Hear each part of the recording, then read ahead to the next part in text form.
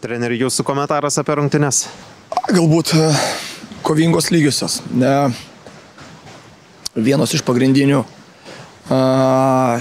šioms rungtynėms užduočių komandai buvo tai, kad neutralizuoti jų greitus išpolius Sūduvos, nes žinom tai, kad jinai yra Sūduva, sakykim taip, tranzicinė komanda ir mažai kontroliuoja kamuolį, galbūt prie savo vartų stengiasi kaip įmanoma greičiau pervesti kamuolį savo greitiem žaidėjim į varžovo aikštės pusę ir ten bandyti greitais išpoliais sudaryti pavojų prie varžovo vartų. Tai vienas iš tų momentų buvo kuo mažiau prarast kamuolio aikštės vidury, ieškoti laisvų erdvių kraštuose ir atėjus kamuoliui į kraštą, tenai sudaryti kiekybinę persvarą ir taip žaisti į priekį. Tai, sakykim taip,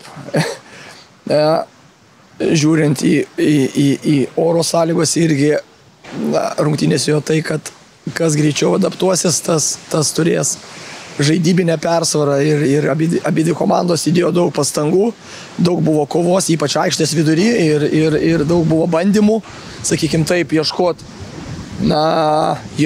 savo momentų, savo šansų prie varžovo pusės, tiek jie turėjo momentų, tiek mes turėjo momentų ir sakykim taip, kaip ir pačioj pradžioje kalbėjau, tai kad kovingos lygiosios ir tiek.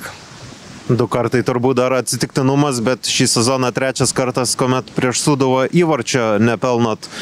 Kur manot slypi to priežastis? Sūduva kažką labai gerai daro gynyboje?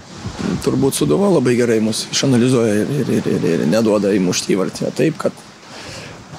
Taip, sakykim taip, Sūduva visą laiką gaunasi tokios, sakykim taip, kovingos rungtynės ir ieškom savo šansų, bet neina kamuolys į vartus, nors yra kur pasitempti.